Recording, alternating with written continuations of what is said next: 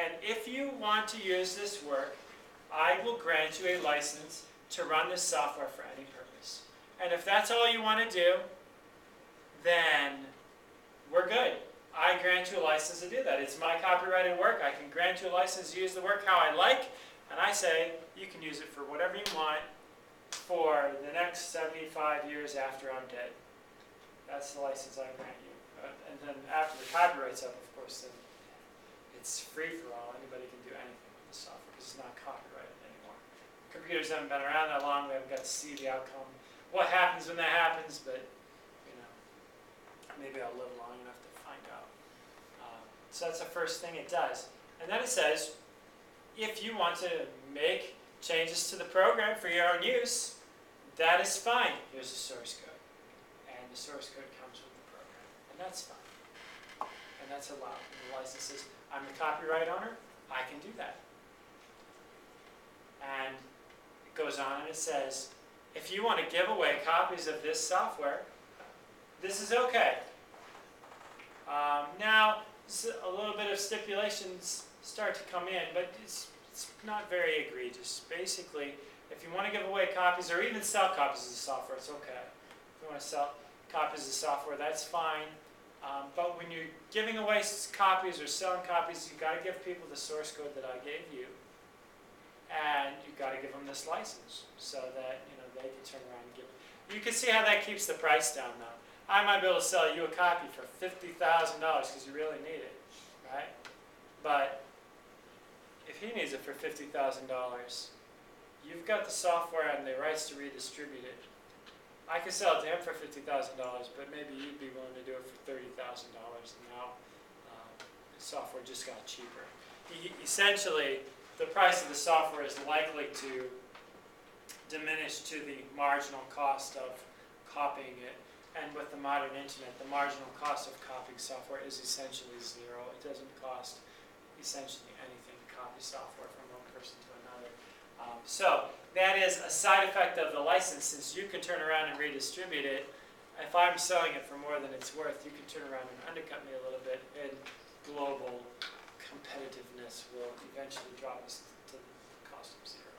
Free software is usually always, well, it doesn't cost anything, or it doesn't cost more than a marginal amount.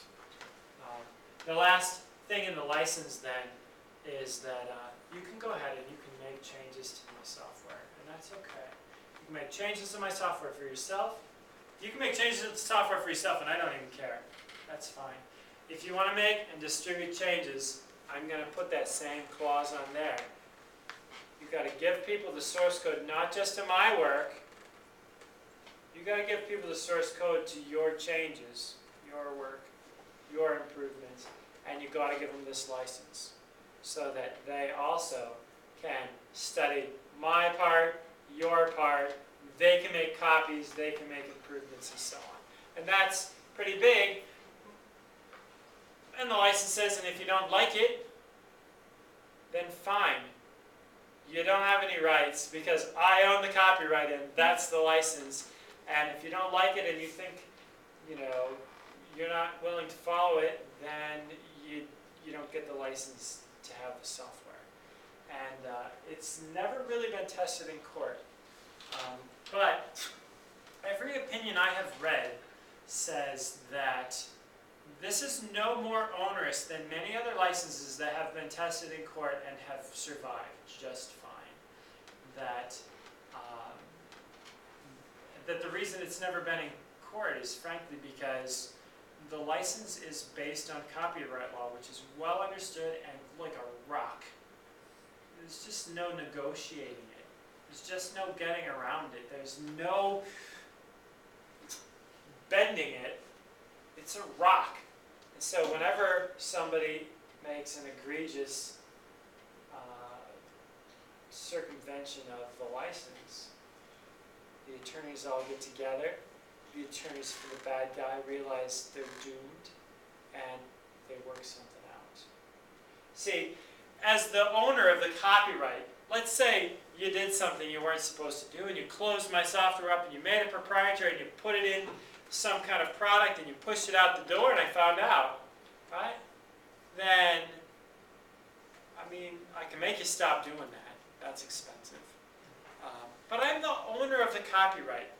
I gave my stuff away for free, but it doesn't mean that we can't work out another license, you and me. So it does happen sometimes that somebody does something they're not supposed to do, and the attorneys all get together, and what that usually means is the author gets paid. You want to proprietize my product? That's fine. You can sell that proprietary product, and I get a cut, and that usually works out in practice. And it doesn't go to court, because in court, the bad guys know they're going to lose. The copyright clause that it's based on is really airtight. It's not a problem. So generally, that's the license. And it hasn't been tested in court. I don't actually think it's a problem. I guess you could say it's been tested in court some, because there's been some lawsuits over Linux. But I would never say any of those have been a great test of the GPL. It's usually been was there tainted code in there that couldn't be licensed under the GPL and so on. So those cases have always kind of flirted close with testing it, but it's not really been much in the way of good tests of the GPL, and it's generally because it's really solid and tight, and there's just no incentive for somebody who's doing something wrong to fight, because their attorneys figure out pretty quick that they're going to lose. And it's been basically the opinion. So say you extend someone's free software, Yeah. do you then keep contributing each subsequent author? So say the initial person made it, and then another person added it, another person added it, and another one. Do you have to keep all those people's names in the source code document? Or Well, technically you don't have to. You're allowed to modify the software. In practice, people do, because what harm does it do to acknowledge somebody? The license doesn't require you to keep people's names. Now, there are other licenses like the artistic license, and BSD licenses, and so on. And there are some that say you have to keep my name, it has to be prominently displayed, and so on. That is not part of this license. It doesn't say that you have to do it. And that can become unwieldy, actually, after a while. If we all say, my name has to be displayed when the program starts, the pop-up window starts to get really long after generations. This license doesn't say you have to do things like that. It says you have to grant people the same freedoms that you had, basically. Excuse me. That's what it says. And so as long as you do that, then you're good. So I don't know how long that is. They should change that. Yeah. It's really Someone can download the source code and change that. Yeah. So I guess the big point is that free software always stays free. The license guarantees it. No matter who changes it, who modifies it, who distributes it, that license gets transferred, and so free stuff stays free forever in the freedom sense. I mean, you still might pay somebody for free software, particularly if that free software came with support or whatever. So that's usually how it's monetized in the commercial world. I mean, that's what people want anyway. When people buy software, what they really are willing to pay for usually is that I might need help, I might need support, I might need modifications. And so that's how it's just done in the free software world.